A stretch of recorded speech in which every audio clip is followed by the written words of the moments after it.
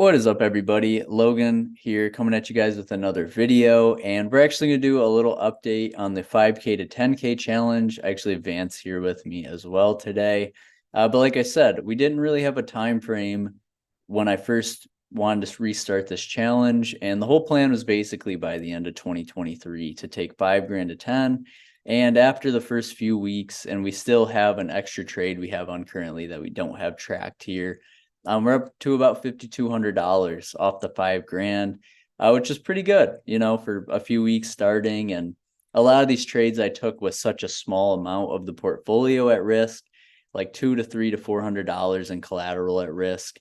Some are up towards $500 to $600, depending on the amount of contracts we got. All of the trades have been taken on SPY as well, which is something else to note. I really only plan on the S&P.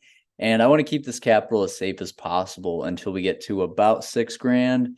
Once you turn that 5 to 6, it's a lot easier, in my opinion, to go from 6 to 10 instead of starting with 5, taking a few losses, and then having to build back to 5. So hopefully within the next 2 months, we can get up to 6 and continue to scale from there. But Vance, I appreciate you coming on again, and I'm excited to see what you got for us. And this probably more condensed since we're at the beginning of this challenge, but I'm excited to see what you got for us today. No problem.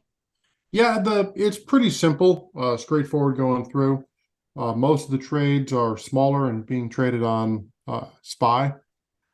So most of the time, the capital coming in is about $300 on average per contract.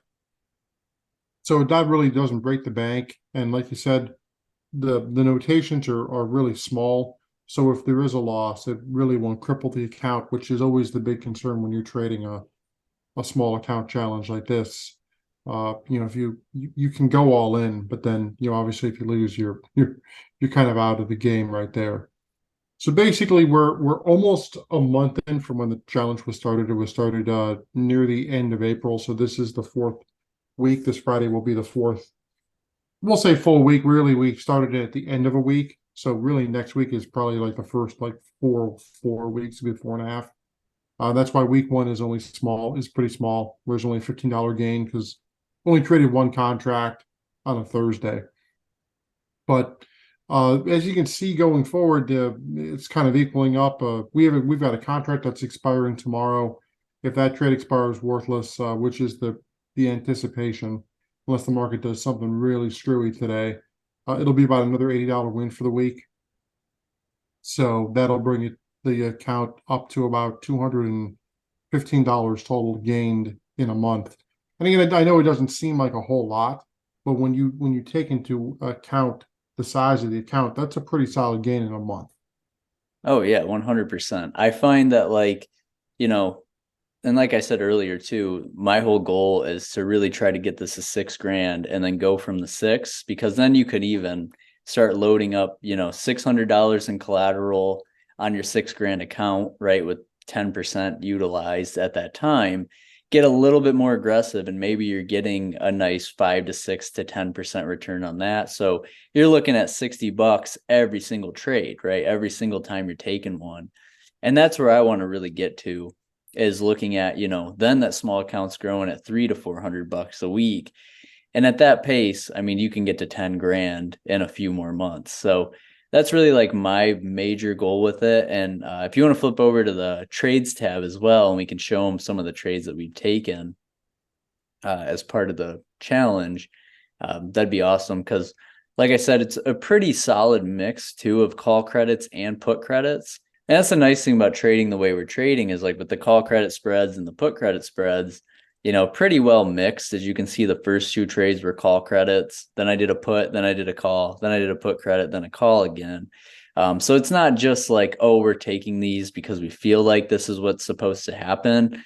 I'm taking these with all the same setups I have on those SPX trades. They're literally just catered for if you have a smaller account and you want to participate. Because I tell a lot of people it's probably not super smart to like trade the S&P if you only have 2 grand or 3 grand in your account. If you have 5, you can get to 10. And then once we get to 10, we can do the 10K to 25 and then go from there. Right. And then, you should be able to build a nice portfolio over the year. So that's a couple things that I want to touch on really quickly. And, we started out with one contract, and since then we've been doing two contracts. A lot of these just 1 to 3 days to expiration. No zero DTs on SPY because it just gets so gimmicky, I feel like. But hopefully over this next, we're 3 weeks in, but hopefully over the next about 7 weeks is when I really want to see this account push towards that $6,000 spot. And then we can really start pushing from there. But overall, I'm super happy with how the challenge has started, especially with the fact that we can trade SPX around, the smaller accounts as well. So, and I'm excited to see, Vance, what you and I continue to come up with. And as you get a little bit more involved in the small account challenge, seeing, a little bit more strategies implied, maybe some longer dated ones like we were talking about the last time we had you on the channel, and how we can incorporate those into the trades going forward. Yeah, and I know that we ran a couple trades a couple weeks ago, a 28-day rotation trade, which is kind of going back to a bread and butter type trade that I ran for years. And what's nice about it is that you can set up an iron condor, it's 28 days out, and because of the length of time involved, you can get so far out of the money, and you can receive a decent credit being so far out of the money. And really the market would have to run consistently for that number of days in order to get blown out. Mm-hmm. And we're going to be able to close one of them that I put on today or probably tomorrow, and make about 60% on the trade, which is you're in the trade for 14 days and you capture more than 15%. Like you can do that all day long, and you can do when you run it in like a 14-day rotation, even though it's a 28-day trade, when you run it in that shorter time frame, you can put on about 25 of those a year, and they become just such good account builders over time because they're so safe in a way. Like you can just, again, the market has to really run strong and hard for a month to blow them out, which is what's nice. When you get that ebb and flow, it doesn't happen. So we're going to probably start incorporating those into this year, probably in the next rotation. Yeah, that's one thing too.